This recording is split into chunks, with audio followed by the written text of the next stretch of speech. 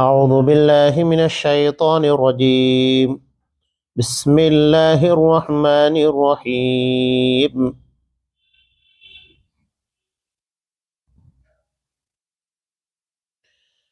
وقضينا إلى بني إسرائيل في الكتاب لتفسدن في الأرض مرتين ولتعلن علوا كبيرا فإذا جاء وعد أولاهما بعثنا عليكم عبادا لنا أولي بأس شديد فجاسوا خلال الديار وكان وعدا مفعولا ثم رددنا لكم الكرة عليهم وأمددناكم بأموال وبنين وجعلناكم أكثر نفيرا إن أحسنتم أحسنتم لأنفسكم وإن أسأتم فلها فإذا جاء وعد الآخرة ليسوء وجوهكم وليدخلوا المسجد كما دخلوه أول مرة وليتبروا ما علوا تتبيرا عسى ربكم أن يرحمكم وإن عدتم عدنا وجعلنا جهنم للكافرين حصيرا إن هذا القرآن يهدي للتي هي أقوم ويبشر المؤمنين الذين يعملون الصالحات أن لهم أجرا كبيرا وأن الذين لا يؤمنون بالآخرة أعتدنا لهم عذابا أليما. ہم نے بنی اسرائیل کے لیے ان کی کتاب میں صاف فیصلہ کر دیا تھا کہ تم زمین میں 2 بار فساد برپا کرو گے اور تم بڑی زبردست زیادتیاں کرو گے۔ ان دونوں وعدوں میں سے پہلے کے آتے ہی ہم نے تمہارے مقابلہ پر اپنے بندے بھیج دیے جو بڑے ہی لڑاکے تھے، پس وہ تمہارے گھروں کے اندر تک پھیل گئے اور اللہ کا یہ وعدہ پورا ہونا ہی تھا۔ پھر ہم نے ان پر تمہارا غلبہ دے کر تمہارے دن پھیرے اور مال اور اولاد سے تمہاری مدد کی اور تمہیں بڑے جتھے والا بنا دیا۔ اگر تم نے اچھے کام کیے تو خود اپنے ہی فائدے کے لیے، اور اگر تم نے برائیاں کی تو بھی اپنے ہی لیے۔ پھر جب دوسرے وعدے کا وقت آیا تو ہم نے دوسرے بندوں کو بھیج دیا تاکہ وہ تمہارے چہرے بگاڑ دیں اور پہلی دفعہ کی طرح پھر اسی مسجد میں گھس جائیں اور جس جس چیز پر قابو پائیں توڑ پھوڑ کر جڑ سے اکھاڑ دیں۔ امید ہے کہ تمہارا رب تم پر رحم کرے۔ ہاں اگر تم پھر بھی وہی کرنے لگو تو ہم بھی دوبارہ ایسا ہی کریں گے، اور ہم نے منکروں کا قید خانہ جہنم کو بنا رکھا ہے۔ یقیناً قرآن وہ راستہ دکھاتا ہے جو بہت ہی سیدھا ہے، اور ایمان والوں کو جو نیک اعمال کرتے ہیں اس بات کی خوشخبری دیتا ہے کہ ان کے لیے بہت بڑا اجر ہے، اور یہ کہ جو لوگ آخرت پر یقین نہیں رکھتے ان کے لیے ہم نے دردناک عذاب تیار کر رکھا ہے۔ سورہ بنی اسرائیل آیت نمبر 4 سے آیت نمبر 10، پارہ نمبر 15۔ محترم سامعین، اس سورہ کے ابتدا میں اسراء اور معراج کے تعلق سے واقعہ تھا جو تفصیل کے ساتھ بیان کیا گیا۔ اس واقعے کے بعد اللہ جو بیان کر رہا ہے وہ بنی اسرائیل کی قیادت سے متعلق ہے۔ جیسا کہ آپ کو پتا تھا کہ امت محمدیہ سے پہلے دنیا کی قیادت بنی اسرائیل کے ہاتھوں میں تھی، تمام انبیاء تمام رسول انہی میں آئے۔ اب اللہ نے اس سلسلے کو ختم کیا، تو اس کی وجہ بتا رہے کیوں ختم کیا۔ اس کا مطلب یہ ہے کہ دنیا میں اگر کسی قوم کو اللہ عروج عطا کرتا ہے اور اس کے بعد ان پر زوال طاری ہوتا ہے تو اس کی وجہ کیا ہے جاننا ضروری ہے۔ ایک آدمی اچھا خاصا صحت مند ہو، اس کے بعد اس کے اندر بیماری پیدا ہو جائے تو یوں ہی نہیں پیدا ہوگی، کچھ وجہ ہوگی، کچھ خامیاں رہی ہوگی، بد احتیاطیاں رہی ہوگی۔ یہی پوری قوم کے پر کسی بھی قسم کی بدحالی اور دشمنوں کے مسلط ہونے کی وجہ ہوتی ہے کہ اللہ بلا وجہ کسی کو مسلط نہیں کرتا۔ ہمارا عقیدہ، ہمارا ایمان ہے کہ کائنات کا ایک پتا بھی اللہ کی مرضی، اس کی اجازت کے بغیر نہیں گرتا۔ ہر چیز اللہ کے علم میں ہے۔ وما تسقط من ورقۃ الا يعلمها، کہ ہر پتا جو کہ درخت سے زمین پر گرتا ہے اللہ اس کو جانتا ہے۔ یہ اللہ کا علم، اللہ کی قدرت اور اللہ کا غلبہ ہے، زمین کے میں بوئے جانے والے دانے کو جانتا ہے، سب اللہ کے علم میں ہے۔ تو پھر اتنی بڑی اتھل پتل جو آج ہمیں نظر آتی ہے، چاہے سیاسی طور کے پر ہو، معاشی اعتبار سے کاروبار کے اندر جو پرابلمز پیدا ہو رہے ہیں، بے روزگاری کے مسائل ہیں، ہماری اپنی عزت حیثیت، ان ساری چیزوں کے مسائل ہیں، تو کیا یہ سب یوں ہی ہو رہا ہے؟ سب اللہ کے علم میں ہے، کوئی چیز اللہ کی اجازت اور مرضی کے بغیر نہیں ہوتی، یاد رکھیے گا۔ اللہ بتا رہا ہے کہ ایسا کیوں ہوتا ہے۔ وَلَا يَظْلِمُ رَبُّكَ أَحَدًا، تمہارا رب کسی پر ذرہ برابر ظلم نہیں کرتا۔ اب اللہ نے جو چیز یہاں پر بیان کی، کہا یہ اللہ کے علم میں تھا کہ تم زمین کے پر 2 مرتبہ بڑا فساد برپا کرو گے، یعنی وہ فساد بہت عظیم ہوگا، اس کا اثر بہت دور تک پھیلے گا۔ اور اس فساد کے نتیجے میں کیا ہوا؟ اللہ نے دشمنوں کو ان لوگوں پر غلبہ دے دیا۔ ایک حضرت عیسیٰ علیہ السلام کی ولادت سے پہلے کا واقعہ ہے، جب بخت نصر نے ان لوگوں کے پر حملہ کر کے انہیں قیدی بنایا، جس میں حضرت عزیر علیہ السلام بھی تھے، اور ایک مدت کے بعد پھر ان لوگوں کو چھوڑا گیا، آس پاس کی بستیوں کو تخت تاراج کر دیا، کھنڈرات کے اندر تبدیل کر دیا، اور ان لوگوں کو غلام بنا کر عراق کے شہر بابل لے کر چلا گیا، اور ایک مدت کے بعد ان لوگوں کو آزاد کیا گیا، اللہ نے ان لوگوں کو غلبہ دیا۔ لیکن پھر دوبارہ حضرت عیسیٰ علیہ السلام کی بعثت کے بعد ان لوگوں نے پھر وہی حرکت کی، جس کے نتیجے میں اللہ نے ان لوگوں کے پر دشمنوں کو پھر مسلط کیا۔ وہی 2 چیزیں یہاں لا کر بیان کی گئی ہے۔ اللہ بیان کر رہا ہے کہ ہم نے بنو اسرائیل کے لیے ان کی کتاب میں صاف فیصلہ کر دیا تھا کہ تم زمین میں 2 بار فساد برپا کرو گے اور تم بڑی زبردست زیادتیاں کرو گے۔ کیا قرآن مجید میں مسلمانوں کے تعلق سے نہیں لکھا گیا ہے کہ اللہ ہمیں کب غلبہ دے گا، کب ذلیل کرے گا؟ سب لکھا ہوا ہے۔ آپ صلی اللہ علیہ وسلم نے ایک سیدھا سا اصول اور ضابطہ بنا کر دیا ہے، کہا ان اللہ یرفع بہذا الکتاب اقواما ویضع بآخرین، کہ اللہ اسی کتاب یعنی قرآن مجید اور نبی کریم صلی اللہ علیہ وسلم کی حیات مبارکہ، سیرت مبارکہ، ان چیزوں کے ذریعے لوگوں کو عزت عطا کرے گا اور انہیں چھوڑ دینے کی وجہ سے ذلیل کرے گا، جسے علامہ اقبال نے اپنے شعر میں کہا تھا کہ وہ زمانے میں معزز سے مسلمان ہو کر اور تم خار ہوئے تارک قرآن ہو کر۔ یہ اصول ہے۔ آپ اپنی زندگی کا جائزہ لیں، صبح سے اٹھ رہے ہیں، شام تک کا معاملہ ہے، ہمارے دن کا آغاز کیا اللہ کے حکموں کے مطابق جو اللہ نے بیان کیا اس کے مطابق ہو رہا ہے یا نہیں ہو رہا ہے؟ ہماری تجارت جب ہم نکل رہے ہیں تو یہ اللہ کے حکموں کے مطابق ہے کہ نہیں؟ ہم اپنے گھر میں رہے ہیں تو کتنا اللہ کے حکموں کی تابعداری کر رہے ہیں اور کتنا مخالفت کر رہے ہیں؟ ہم اپنے دوست و احباب میں رہتے ہیں تو کتنا شریعت کے مطابق چلتے ہیں، کتنی مخالفتیں ہوتی ہیں؟ ہم جب بزنس کرتے ہیں تو کتنا شریعت کے اصولوں کی پابندی کی جاتی ہے، کتنا دھوکہ دہی اور دیگر خرابیوں سے اپنے آپ کو بچایا جاتا ہے، جھوٹ سے کتنا بچاتے ہیں، سچائیاں کتنی بیان کرتے ہیں۔ یہ شام تک کا صرف ایک ہی دن کا محاسبہ کیجیے آپ، تو خود سمجھ میں آئے گا کتنا ہم اللہ کی شریعت کے مطابق چلتے ہیں اور کتنا نہیں چلتے۔ نماز کی ادائیگی کے بعد نبی کریم صلی اللہ علیہ وسلم نے جو اذکار ہم کو بتائے ہیں، سب سے پہلے جب ہم نماز ادا کر کے سلام پھیرتے ہیں تو کیا کہتے ہیں؟ استغفر اللہ، استغفر اللہ، استغفر اللہ۔ 3 مرتبہ اللہ سے اپنے گناہوں کی بخشش طلب کرتے ہیں۔ کیوں؟ جبکہ ہم نے اللہ کی عبادت کی ہے۔ اس کے بعد جب عبادت سے فارغ ہو رہے تو اللہ سے مغفرت طلب کر رہے، اس کا مطلب کیا ہے؟ مطلب یہ ہے کہ اللہ کی عبادت کا جیسا حق ہونا چاہیے تھا ہم نے نہیں ادا کیا ہے، تبھی اللہ سے ہم معافی مانگ رہے ہیں کہ اللہ تو نے عبادت کا حکم دیا، ہم نے کیا، لیکن اس کا جو حق ادا ہونا چاہیے تھا وہ ہم نے نہیں کیا ہے۔ کون دعویٰ کر سکتا ہے کہ ایک نماز، ابھی ہم نے مغرب کی نماز ادا کی، کون دعویٰ کر سکتا ہے کہ ہم نے حقیقتاً جیسی نماز پڑھنی چاہیے تھی، جتنا دل لگا کر، جتنا اللہ کی طرف توجہ دے کر، کیا ہم نے واقعتاً ویسی نماز ادا کی ہے؟ قرآن کہتا ہے کہ ان الصلاۃ تنہی عن الفحشاء والمنکر، یقیناً نماز ہر قسم کی بے حیائی، بے شرمی کے کاموں سے روک دیتی ہے۔ کیا ہم نماز کے ادا کرنے کے بعد اس سے باز آتے؟ اور نہیں آ رہے تو نماز میں خامیاں ہیں، نمازیوں کے اندر خامیاں ہیں۔ یہ محاسبے کا وقت ہے، قرآن ہمیں محاسبے کی طرف لے کر جا رہا ہے۔ ہر چیز کتاب کے اندر موجود ہے، یاد رکھیے گا، کوئی چیز ایسی نہیں ہے کہ جو باہر ہو، ہر چیز ہمیں ملے گی۔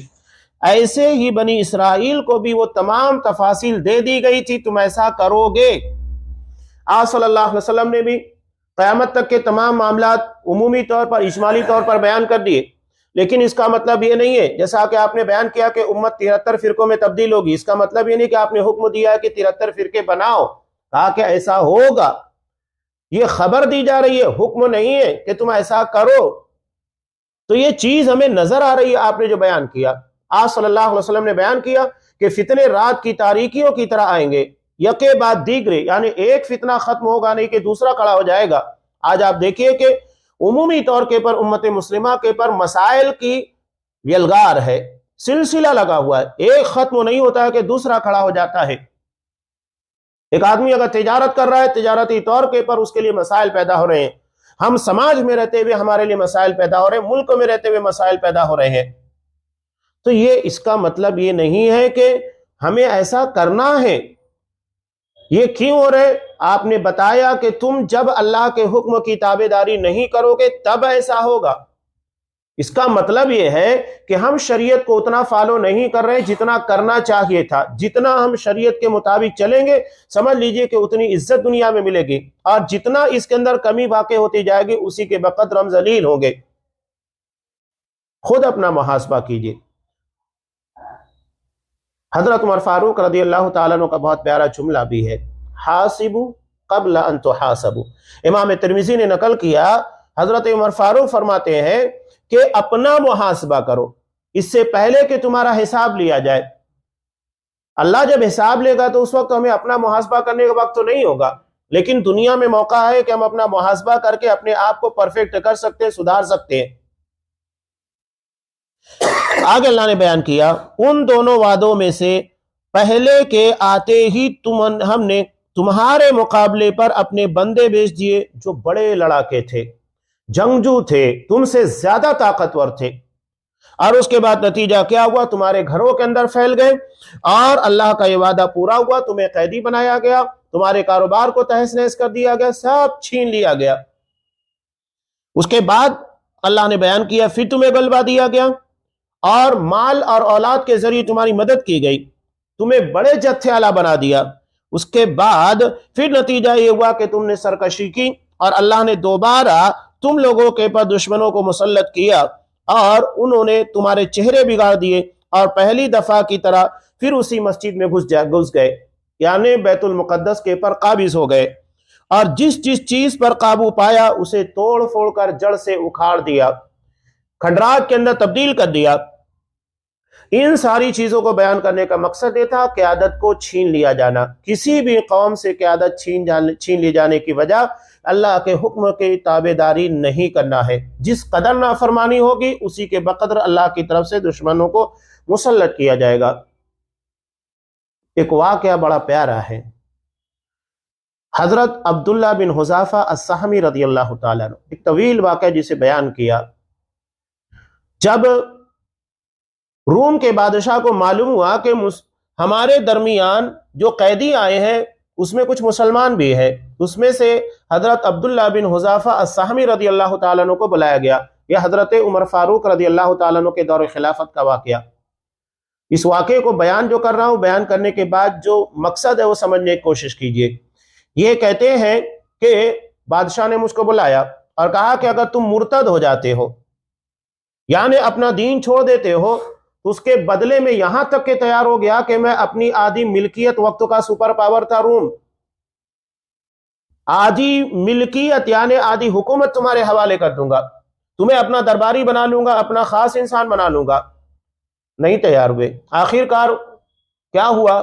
اس نے ایک دوسرے مسلمان کو بلایا اور سامنے کڑھائی رکھی گئی جس میں تیل کو کھولا گیا شدید طریقے سے، اور اس کے بعد اسی میں مسلمان کو ڈال دیا گیا۔ تھوڑی ہی دیر میں اس کی ہڈیاں اوپر تیرنا شروع کر دی، ختم ہو گیا، تھوڑی ہی دیر لگی، اتنا شدید کھولتا ہوا تیل تھا۔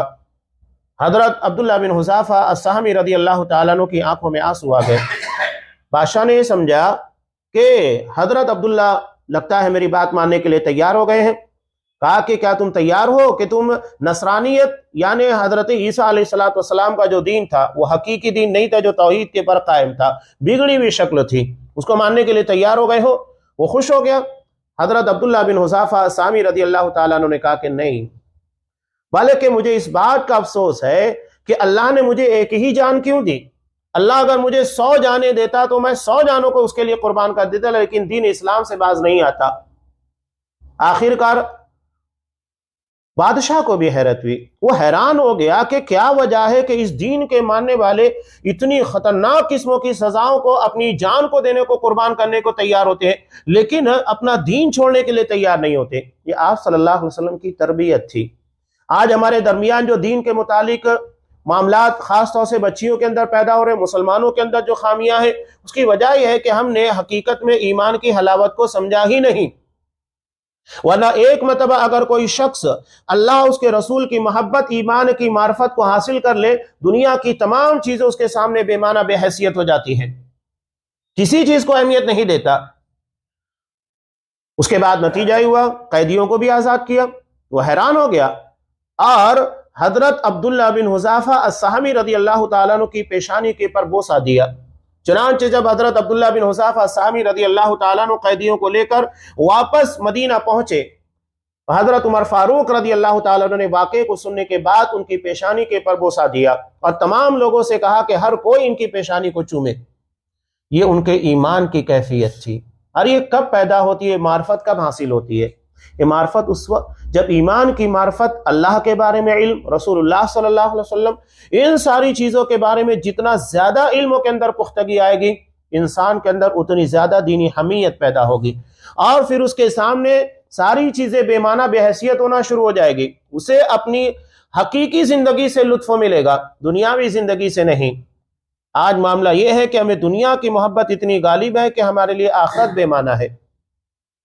حضرت مغیرہ بن شعبہ رضی اللہ تعالیٰ عنہ نماز تہجد ادا کر رہے تھے، ادا کرتے ہوئے چراغ کی طرف ہاتھ لے کر گئے اور ہٹا لیا۔ لوڈی نے کہا کہ آقا آپ ایسا کیوں کر رہے ہیں؟ کہا کہ میں یہ دیکھ رہا ہوں کہ میں دنیا کی آگ کو برداشت کر سکتا ہوں کہ نہیں سکتا ہوں۔ کہا کہ جب میں دنیا کی آگ کو ایک لمحے کے لیے برداشت نہیں کر سکتا تو جہنم کی آگ کیسے برداشت کر پاؤں گا؟ یہ ہمارے صحابہ تھے۔ تو یہ چیزیں کب پیدا ہوتی ہے؟ پریکٹیکلی ساری چیزیں ہونی چاہیے۔ جب تک ہمارے عمل اور کردار میں چیزیں پختگی کے ساتھ رگ و پے کے اندر نہیں داخل ہوگی، ہمیں ایمان کی حلاوت اور اس کی لذت نہیں مل سکتی۔ یہ چیز جو بنیادی طور پر قرآن مجید نے یہاں لا کر بیان کی، اس کے بعد اللہ کیا کہہ رہا ہے؟ ان ھذا القرآن یہدی للتی ہی اقوم۔ یقیناً یہ قرآن وہ راستہ دکھاتا ہے جو بہت ہی سیدھا ہے۔ اگر آپ عقیدے کے باب میں دیکھیں گے، اللہ تبارک و تعالیٰ کے تعلق سے قرآن مجید نے بالکل صاف اسٹیٹمنٹ بیان کیا، کہا کہ تمہارا معبود صرف اکیلا اللہ ہی ہے، اس کے سوا کوئی معبود نہیں ہے۔ آج ہم دیکھتے ہیں کہ غیروں کے یہاں کیا بات کہی جاتی ہے، اوپر والا سب کا مالک ایک، نہیں، یہ ڈھکے چھپے انداز کی بات قرآن نہیں کہتا ہے، صاف کہتا ہے اللہ ہی تمہارا معبود ہے، اللہ ہی کی عبادت کرنا ہے، وہی خالق ہے، وہی مالک ہے۔ قرآن صاف کہتا ہے کہ ان الدین عند اللہ الاسلام، اللہ کے نزدیک بحیثیت دین صرف اسلام قابل قبول ہے، اس کے علاوہ کوئی اور مذہب اللہ کے قابل قبول نہیں۔ یہ بھی سچا، وہ بھی سچا، یہ بھی صحیح، وہ بھی صحیح نہیں۔ صاف نبی کریم صلی اللہ علیہ وسلم کہتے ہیں، قرآن مجید نے صاف کہا فَمَاذَا بَعْدَ الْحَقِّ إِلَّا الضَّلَالُ، حق کے بعد صرف گمراہی ہوتی ہے، یہ نہیں کہ تم بھی صحیح ہو ہم بھی صحیح ہیں۔ آج ایک اہم بات لوگ سمجھ نہیں پا رہے ہیں، ہیومینٹی کے نام کے پر، جس کے پر آج آپ دیکھیں کہ یورپ بہت بڑی خطیر رقم خرچ کر رہا ہے، یعنی لوگوں کو صرف یہ سبق پڑھانا کہ مذہب سے بڑھ کر انسانیت ہوتی ہے، ہیومینٹی نہیں، مذہب سب سے بڑھ کر ہے، اس کے بعد انسانیت ہے، جو بھی ہے وہ مذہب کے بعد ہے، مذہب سے پہلے نہیں۔ یہ اسلام ہمیں کہہ رہا ہے۔ آج یہ بہت ہی شدت کے ساتھ یہ شبہات لوگوں کے درمیان پیش کیے جا رہے تاکہ اسلام کے بارے میں ان لوگوں کو اگر ہم نہیں مرتد کر سکتے، اسلام سے ہٹا نہیں سکتے، تو اس کی بنیادوں کو کمزور کر دیا جائے تاکہ مسلمان اپنے عقیدے کے پر جمے نہ رہے۔ ہمیں قبروں میں یہ نہیں پوچھا جائے گا تمہارے اندر انسانیت تھی کہ نہیں، قبروں میں سوال ہوگا تمہارا رب کون، تمہارا نبی کون، تمہارا دین کیا۔ یہ ہماری بنیاد ہے، اس کے بغیر معاملات حل نہیں ہوتے۔ آپ صلی اللہ علیہ وسلم کا مشرکین مکہ کے ساتھ کس بات کے پر اختلاف تھا؟ انسانیت کے نام پر نہیں تھا۔ آپ صلی اللہ علیہ وسلم کے اندر جو اعلیٰ ترین اخلاق تھے اس کے بارے میں کسی کو اختلاف نہیں تھا۔ اختلاف کس بات کے پر تھا؟ آپ نے جو دین پیش کیا تھا، قرآن مجید نے صاف کہا انہم لا یکذبونک، یہ ظالم آپ کو نہیں جھٹلاتے، انہیں آپ کے کردار، آپ کے معاملات کے پر کوئی اعتراض نہیں تھا۔ اعتراض کس بات کے پر تھا؟ وَلَكِنَّ الظَّالِمِينَ بِآيَاتِ اللَّهِ يَجْحَدُونَ، بلکہ یہ ظالم جان بوجھ کر اللہ کی آیتوں کا انکار کرتے ہیں۔ یعنی اختلاف اللہ کے دین سے، اللہ کی شریعت سے تھا، اور اگر کسی کے اندر یہ چیز نہیں ہے، وہ دنیا کے اندر کتنا بھی بڑا پارسا، کتنا متقی یا کتنا بھی با اخلاق ہو، وہ اللہ کے نزدیک کوئی اہمیت نہیں رکھتا جب تک کہ وہ اللہ پر ایمان اور ایمان کی جتنے بھی دراجات ہیں ان ساری چیزوں کو یقینی طور کے پر دل کے ساتھ، اخلاص کے ساتھ قبول نہ کرے۔ تو یہ ہیومنٹی کے نام کے پر، انسانیت کے نام کے پر، مانوتا کے نام کے پر جو کارڈ کھیلا جا رہا ہے، ہم اس کا انکار نہیں کرتے ہیں۔ انسانیت یقینی بات ہے۔ آپ صلی اللہ علیہ وسلم نے تو کہا کہ اللہ نے بنی اسرائیل کی ایک فاحشہ بدکار عورت، یعنی جس کی زندگی ہی بدکاری کے اندر طوائف تھی، صرف ایک کتے کو پانی پلا دیا، اللہ نے اس کی بنیاد کے پر اس کو بخش دیا ہے۔ اسلام سے بڑھ کر انسانیت پیش کرنے والا کوئی مذہب نہیں ہے۔ آج آپ دیکھیے انسانیت کا نام لینے والے کیا ہوا کورونا کے ٹائم میں؟ اپنے سگے باپ کو چھوڑ کر بھاگ گئے۔ یہ ساری جو تیرتی ہوئی لاشیں ہمیں ملی، یہ کس بنیاد کے پر تھی؟ کوئی اس کے پر بات نہیں کرتا ہے، کون سی انسانیت تھی؟ لیکن یہ چیز آپ کو کسی مسلمان کے اندر نہیں ملے گی، چاہے اس کا باپ یا اس کی ماں، اس کا قریبی رشتہ دار کتنی بھی خطرناک قسم کی بیماری کے اندر مبتلا ہو۔ اسلام دور ہونے کی نہیں، قریب ہونے کی تلقین سکھاتا ہے۔ آپ صلی اللہ علیہ وسلم نے تو برس کا بیمار جس کو دیکھنے کے بعد لوگ دور بھاگتے ہیں، آپ نے بھی کہا کہ بچنے کی کوشش کرو، لیکن اس کے ساتھ بیٹھ کر کھانا کھایا، کہا کہ بیماری جب تک اللہ کا حکم نہیں ہوگا وہ اثر انداز نہیں ہوگی۔ تو یہ انسانیت کے نام کے پر مذہب کو بے معنی کرنے کی جو کوشش کی جا رہی ہے، کہتے ہیں کہ مذہب کی بنیاد پر اختلاف پیدا ہوتا ہے، انسانیت کی بنیاد کے پر اختلاف نہیں ہوتا ہے۔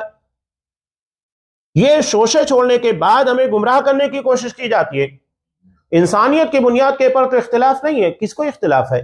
تو جہاں اختلاف ہے وہاں پر بات کیجئے نا، جہاں اختلاف نہیں ہے اس کے پر کیوں بحث کریں گے ہم؟ اب ایک مسلمان سے ہم اگر بحث کریں کہ ٹھیک ہے چلو اللہ موجود ہے کہ نہیں موجود ہے، تو کیا بحث ہوگی؟ آپ بھی مانتے ہیں، میں بھی مانتا ہوں، تو کیوں؟ جب اختلاف ہے ہی نہیں تو اس کے پر بحث کیوں ہوگی؟ بحث وہاں ہوگی جس کو آپ تسلیم کرتے ہیں میں نہیں کرتا، یا میں کرتا ہوں آپ نہیں کرتے، وہاں پر بحث ہوتی ہے۔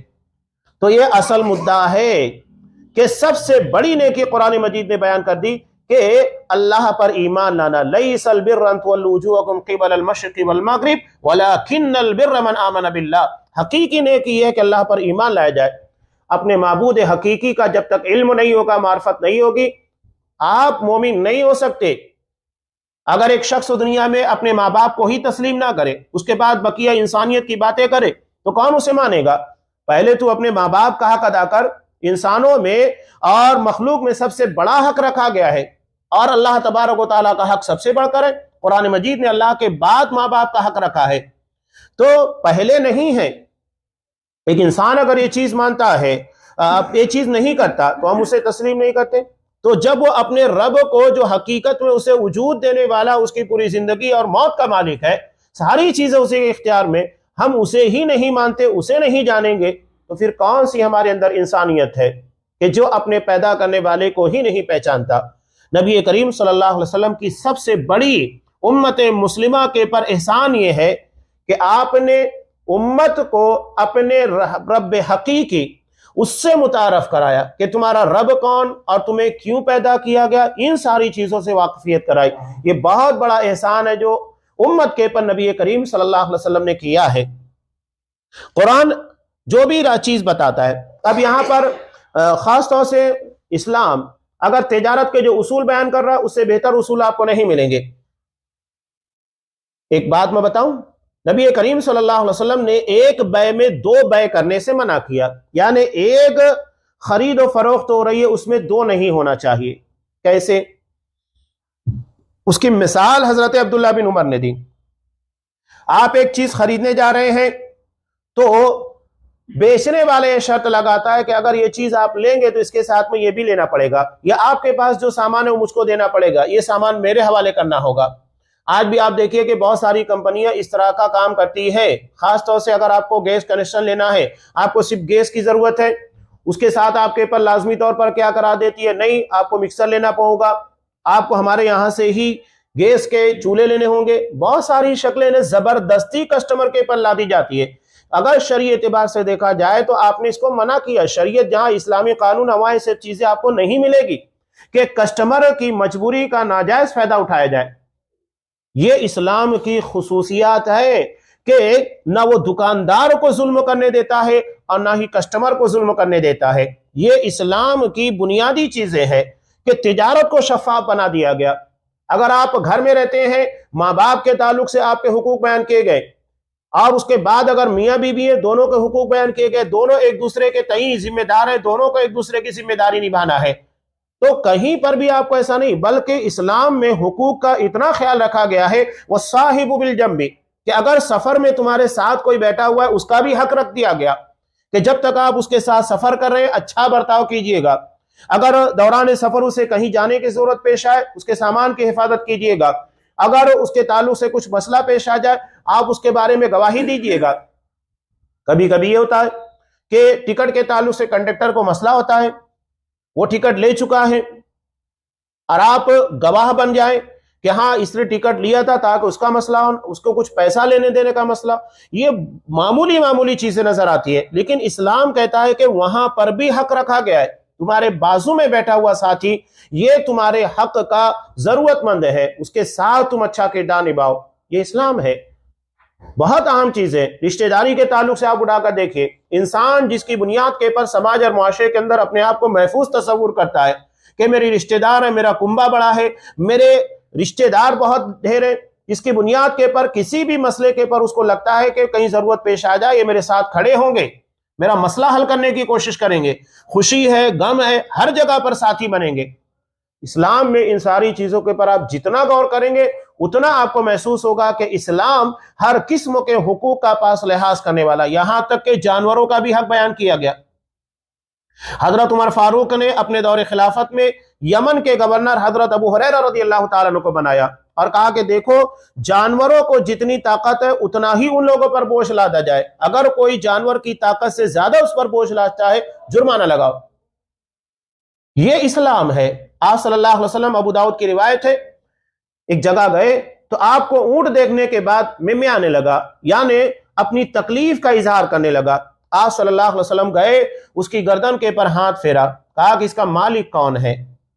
مالک آیا، کہا کہ یہ اونٹ مجھ کو شکایت کر رہا ہے کہ تم اس سے کام زیادہ لیتے ہو اور اس کی ضرورت کے مطابق کھانا نہیں دیتے، جانوروں کے بارے میں اللہ سے ڈرو، اس کا جواب دینا ہوگا۔ یہ شریعت اسلامیہ ہے۔ یہاں تک کہ اندیکھی مخلوق کے تعلق سے یہاں پر آپ کو احکامات ملیں گے، کن لوگوں کے تعلق سے؟ جنات کے تعلق سے، فرشتوں کے تعلق سے۔ آپ کو کسی مذہب کے اندر یہ چیز نظر نہیں آئے گی۔ آپ صلی اللہ علیہ وسلم نے کوئلے کے پر، ہڈی کے پر پیشاب کرنے سے منع کیا، اسے استنجا کے طور پر استعمال کرنے سے منع کیا۔ کیوں؟ اس لیے کہ یہ ہمارے جن بھائیوں کی غذا ہے، خوراک ہے، منع کر دیا۔ آپ صلی اللہ علیہ وسلم نے نماز کی حالت میں جب آپ مسجد آتے ہیں، کچی پیاز ہے، کچا لہسن ہے، کوئی بھی بدبودار چیز منہ میں نہیں ہونا چاہیے۔ کیوں؟ اس سے فرشتوں کو تکلیف ہوتی ہے۔ اتنا زیادہ آپ صلی اللہ علیہ وسلم نے حقوق بیان کیے، پوری تفصیل آپ کو ملے گی، کہیں پر آپ کو ایسا نہیں ملے گا کہ اسلام نے کسی کا حق چھوڑ دیا ہو یا جو حق اس کو ملنا چاہیے تھا اس میں کوئی کمی کی ہو یا زیادتی کر دی ہو۔ ہر جگہ کے پر آپ کو ساری چیزیں محفوظ طریقے پر ملے گی۔ اور جب ایک انسان دیکھتا ہے کہ میرے اطراف میں رہنے والے میرے ساتھ صحیح طور پر ذمہ داری کے طور پر پیش آ رہے ہیں، وہ بھی اچھے طریقے سے پیش آتا ہے، یعنی ایک بہترین سماج کو قائم کرنے میں حقوق کی بہت اہمیت ہوتی ہے، اور قرآن انہی چیزوں کو بیان کرتا ہے۔ آگے چلنے کے بعد جرائم، کسی بھی سماج اور معاشرے کے اندر برائیوں کے خاتمے کے لیے کڑی سزا ہونا بہت ضروری ہے، اس کے بغیر لوگوں کو برائیوں کے تعلق سے خوف نہیں پیدا ہوگا۔ لیکن آج معاملہ یہ ہے کہ کرپشن اتنا زیادہ ہے کہ جو محافظ ہیں وہ سب سے بڑے چور بنے ہوئے ہیں، باقاعدہ ڈگری کے نام کے پر کتنے بڑے بڑے کیسز آتے ہیں۔ آپ اگر پولیس لائن کے اندر چلے جائیے، ایک شخص جس کے بارے میں بیان کیا گیا کہ وہ باقاعدہ ASP بننے کے قابل تھا، اس کے پاس IAS کی ڈگری تھی، 25 لاکھ روپے مانگ رہے تھے، وہ نہیں دے سکا، اسے کانسٹیبل بنا دیا۔ ایسے آپ کو جہاں جہاں ڈھونڈتے جائیں گے سینکڑوں واقعات ملیں گے۔ تعلیمی مافیا آج ہمارے لیے بڑا مسئلہ۔ آپ اگر دیکھیں گے ایجوکیشنل لائن کے علاوہ میڈیکل لائن میں، وہاں پر آپ کو مافیا نظر آئے گا۔ یعنی جو چیزیں، کئی مسائل ہیں، جس جگہ کے پر آپ کو رپورٹ لینا ہے، جہاں ان کا کٹ لگا ہوتا ہے یعنی کمیشن ہوتا ہے، اسی جگہ بھیجیں گے۔ پہلے سے اس کے اندر طے کیا ہوتا ہے کہ اگر آپ کو کسی بھی قسم کی رپورٹ کی 500 روپے کی وہ چارج کرتا ہے، 500 روپے فیس لیتا ہے، تو اس میں سے 150 200 روپے فکس ہوتا ہے ڈاکٹر کا۔ صاحب شرعی اعتبار سے دیکھا جائے تو جرموں کے دائرے میں ہے، یہ کرپشن ہے۔ علاوہ ازیں میڈیکل لائن میں، میڈیکل کے پر بھی اس طرح کے مسائل پیدا ہوتے ہیں۔ ایک آدمی اگر میڈیکل کھولنا بھی چاہے تو اسے ڈاکٹر کو بڑی بھاری رشوت دینی پڑتی ہے، تبھی وہ اس کے پاس پیشنٹ کو بھیجے گا اور پھر وہ آپ کو دوائیاں دے گا۔ کتنے مسائل ہیں، کوئی چھوٹے موٹے نہیں ہے، ہر جگہ کرپشن لگا ہوا ہے، رشوت ہر جگہ آپ کو نظر آتی ہے۔ یہ ساری چیزیں کب ختم ہوگی؟ جب قانون کی صحیح طور کے پر بالادستی ہوگی، قانون کو صحیح طور کے پر نافذ کیا جائے گا۔ قانون اچھے طریقے سے بنانا اور اسے صحیح طور کے پر نافذ کرنا دونوں ضروری ہے۔ ایسا نہیں ہے کہ قانون بہت شاندار بنا دیا گیا لیکن اس کو نافذ نہیں کیا جائے تو کیا فائدہ، اور قانون بہترین بنانے کے بعد اسے صحیح طور پر نافذ کرنا، دونوں چیزیں لازمی طور اپنی جگہ پر اہمیت رکھتی ہے۔ چنانچہ آپ صلی اللہ علیہ وسلم کے زمانے میں آپ دیکھیے، فاطمہ مخدومیہ نے چوری کی، بڑے خاندان کی تھی، بنو مخزوم کی تھی، بڑا قبیلہ تھا، ہاتھ کاٹ دیا۔ یہ نہیں دیکھا کہ بڑے خاندان کے لوگوں نے سفارش کی، کہا کہ نہیں، اسلام اپنے عدل کی بنیاد کے پر جانا پہچانا جاتا ہے، نہ کہ لوگوں کی شخصیات یا قبائل کی بنیاد کے پر۔ لوگوں کو اسلام کے سامنے جھکنا ہوگا، اسلام کسی کے سامنے نہیں جھکے گا۔ یہ ساری چیزیں آپ کو نظر آتی ہے آپ صلی اللہ علیہ وسلم کی زندگی میں، اور اسلامی جو قوانین ہے جس کے پر لوگوں کو بڑا اعتراض ہوتا ہے۔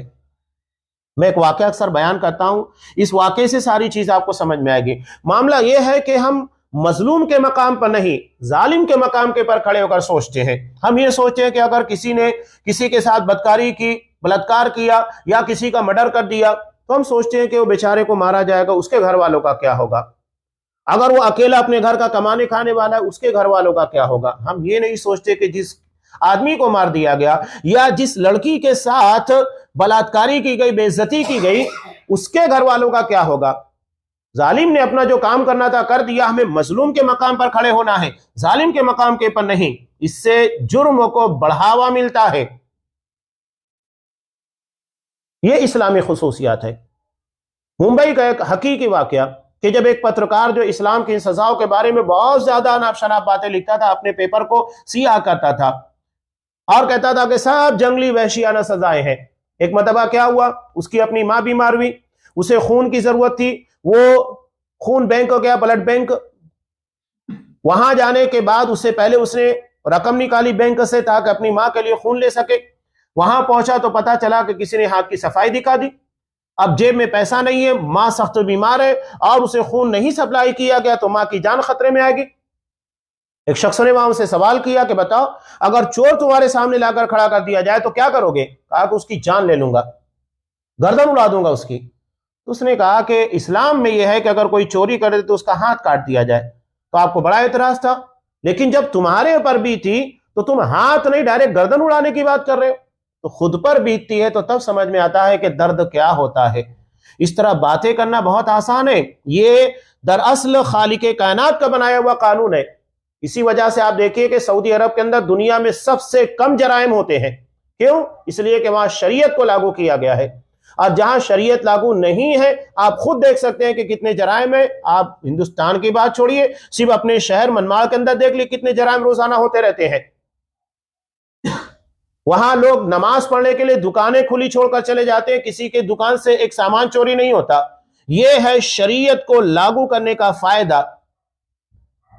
یہ فرق سمجھنے کی کوشش کیجئے۔ اسی لیے قرآن مجید کہہ رہا ہے، قرآن کا جو بھی ضابطہ ہے، چاہے وہ انسان کی پیدائش کے متعلق، اس کی موت کے متعلق، اس کی تعلیم کے متعلق، اس کی تجارت، شادی بیاہ، رشتہ داری، کہیں پر بھی چلے جائیے، قرآن سے بہتر قانون دنیا کی کوئی طاقت نہیں بنا سکتی۔ کہا کہ سب سے بہترین راستہ قرآن مجید دیتا ہے۔ اور ایمان والوں کو جو نیک اعمال کرتے ہیں اس بات کی خوشخبری دیتا ہے کہ ان کے لیے بہت بڑا اجر ہے۔ یقینی بات ہے کہ شریعت کے مطابق چلنا بڑا دشوار ہوتا ہے۔ آپ نماز کے لیے فجر کے وقت اٹھیں، اپنے نفس و کے پر گرا گزرتا ہے، اپنے کاروبار کو محنت سے چمکانے کے بعد، ترقی کرنے کے بعد، ایمانداری سے کرنے کے بعد جو مال حاصل ہوتا ہے، صاحب نصاب بن گئے تو آپ کو زکوٰۃ دینا ہے، صدقہ و خیرات کرتے رہنا ہے۔